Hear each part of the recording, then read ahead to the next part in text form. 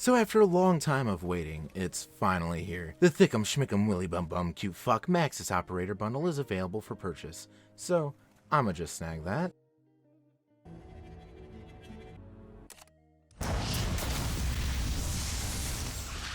Ah yes, spending $20 on a bundle for a game that I paid $70 for already. So there hasn't been much going on in terms of zombies lately. I'm sure you guys have noticed that they like to drop one thing for zombies and wait a year before the next update. So ever since Outbreak has come out, there really hasn't been too much to talk about, like, at all. They have added a few small things like zombies into Warzone and a new first-person mode for Dead Ops Arcade, which I'm actually planning on doing a video on soon, but there just hasn't been much content to talk about. I completed the Dark Ether camo grind recently, and that's when my balls dried up and begged for me to go outside and see the sun. I've spent a ton of time trying to collect intel, but fuck me, that is just not engaging, and I feel like the community as a whole is kind of waiting for an action-packed map that is filled to the brim with side quests. Thankfully, with the latest update, they did introduce new types of Ethereum crystals to progress all skills to tier 4 and 5. This is definitely a nice decision that made me feel like maybe the grind is back, baby, but it really just isn't, to be honest. Maybe I'm wearing myself out a bit too much and I should start focusing on more content regarding other games.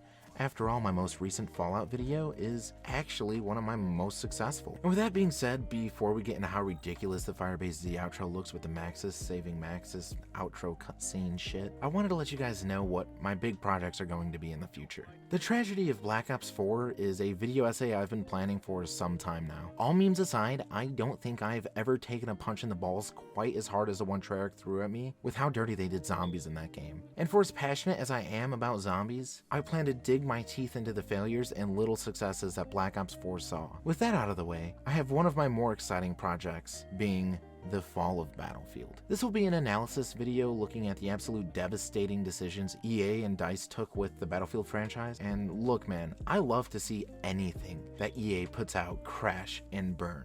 But Battlefield used to go head to head with COD, and it's fallen so far from grace that I don't think enough content creators cover that topic. I also have some more Fallout and Modern Warfare scripts in the works, but those will probably be some time away within the next few weeks or so. And last but not least, for big projects, I'm bringing back the series that started this channel with a nostalgia trip.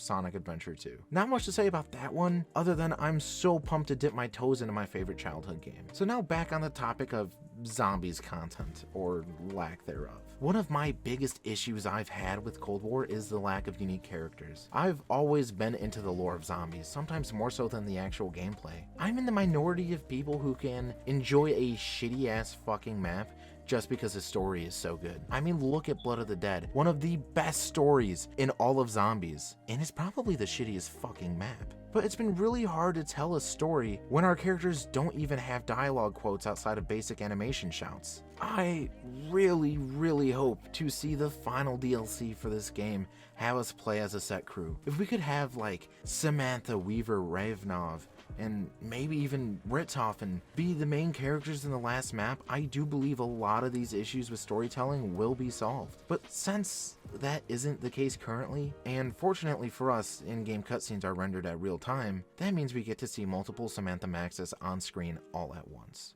Damn, does this break the immersion, but I kind of fuck with it, just because why not?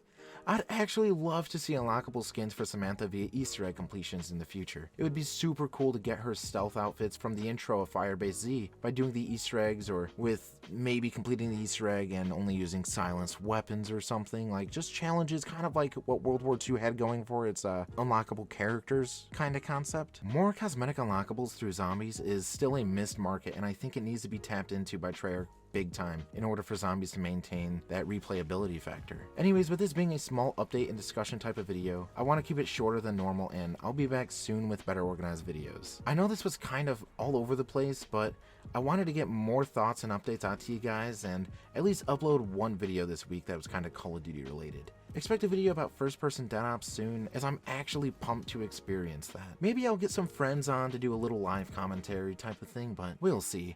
Anyways, like I said, expect that video to be out in a few days' time, and until next time, piss off.